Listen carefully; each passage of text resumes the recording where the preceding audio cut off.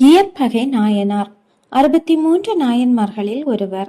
இவரை இல்லையே எனாத இயற்பகைக்கு அடியேன் என்று திருத்தொண்டத் தொகை வர்ணிக்கிறது. சோழ நாட்டில் காவிரி பூம்பட்டினம் என்ற செழிப்பான நகரம் இருந்தது. அங்கே வணிக குலத்தில் பிறந்து செல்வ செழிப்போடும் சிவபக்தியோடும் வாழ்ந்தார் ஒரு பெரிய சிவனடியார். அவர்தான் இயற்பகை நாயனார். இல்லை என்று சொல்ல தெரியாதவர். சிவனடியார்கள் எதை கேட்டாலும் மனமகிழ்ந்து கொடுப்பவர். உலகோர் பற்றுக்கொள்ளும் பாச உணர்ச்சிகளுக்கு இவர் பகையாக இருந்தார். அதனால்தான் அவருக்கு இயற்பகை என்ற பெயர் வந்தது. அவருடைய வீடு எப்போதும் பக்தர்களால் நிரம்பியிருக்கும். யாருக்கும் இல்லை என்று சொல்லாமல் உதவி வந்தார் இயற்பகையார்.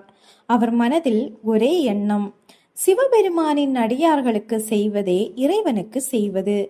இப்படி வாழ்ந்த இயற்பகையாரின் பக்தியை உலகம் அறிய செய்ய வேண்டும் என்று சிவபெருமான் திருவுளம் கொண்டார். ஒரு நாள் சிவபெருமான் ஒரு சிவனடியார் வேடத்தில் இயற்பகையாரின் வீட்டிற்கு வந்தார்.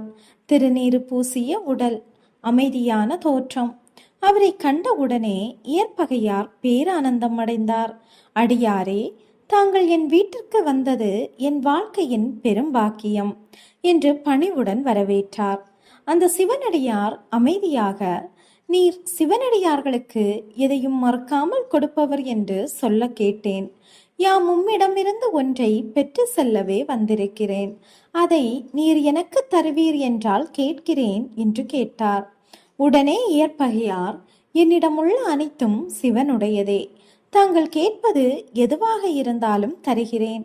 அப்போது அந்த சிவனடியார், உன் மனைவியை எனக்கு தர வேண்டும். அந்த வார்த்தையை கேட்டவுடன் உலகமே நின்றது போல இருந்தது.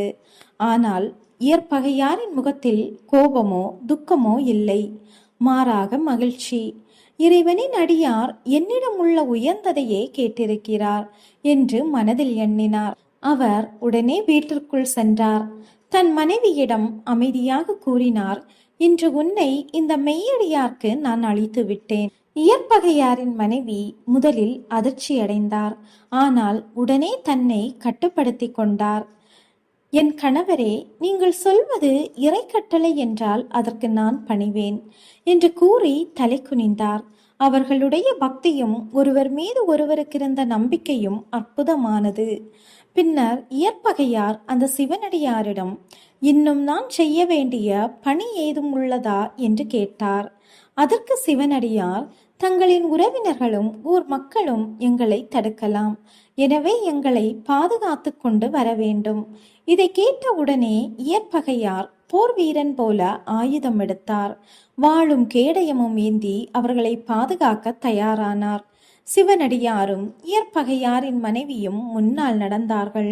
இயற்பகையார் பின்னால் காவலனாய் வந்தார். இந்த செய்தி ஊரெங்கும் பரவியது. இயற்பகையாருக்கு பித்து பிடித்து விட்டதா?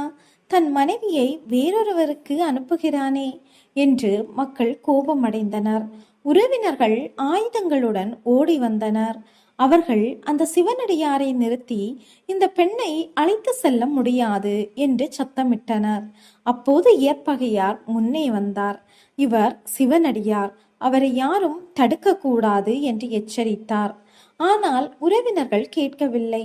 நாட்டுக்கு பழி வரும் என்று சண்டைக்கு வந்தனர்.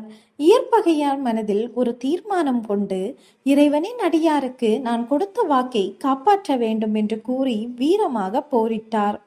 எதிர்த்த அனைவரையும் வென்று வழியை திறந்தார். இறுதியில் யாரும் தடுக்கவில்லை. அவர்கள் திருசாய்க்காடு அருகே வந்தபோது அந்த சிவனடியார், இங்கிருந்து நீர் திரும்பி செல்லலாம் என்றார். இயற்பகையார் தலைவணங்கி திரும்பி சென்றார். அவர் ஒருமுறை கூட பின்னால் திரும்பி பார்க்கவில்லை. ஏனெனில் அவர் மனதில் சந்தேகமே இல்லை.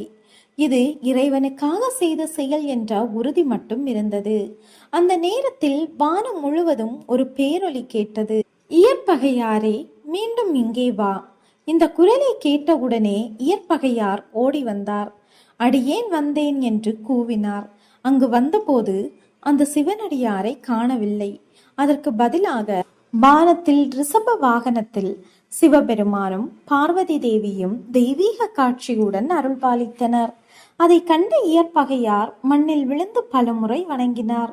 சிவபெருமான் கருணையுடன் கூறினார், இயற்பகையாரே, உன் பக்தியை உலகம் அறிய வேண்டும் என்பதற்காகவே இந்த சோதனை. உன் அன்பு எங்களை மகிழ்ச்சியடைய செய்தது. நீயும் உன் மனைவியும் எங்களுடன் சிவலோகம் வாருங்கள் என்று அருளினார். அந்த அருளால் இயற்பகையாரும் அவரது மனைவியும் சிவலோகம் அடைந்தனர். இறைவனுக்காக வாழ்ந்தவர்கள் இறைவனோடு ஒன்றானார்கள். இதுதான் இயற்பகை நாயனாரின் வரலாறு. இறைவனின் மேல் முழு நம்பிக்கை வைத்தால் வாழ்க்கையே இறையருள் பெற்றதாக மாறும் என்பதை உணர்த்தும் அழகிய கதை இது. ஓகே ஃப்ரெண்ட்ஸ், இந்த கதை உங்களுக்கு பிடிச்சிருந்தா லைக் பண்ணுங்க, சேனலை சப்ஸ்கிரைப் பண்ணுங்க, உங்க ஃப்ரெண்ட்ஸ்க்கும் ஷேர் பண்ணுங்க. தேங்க்யூ.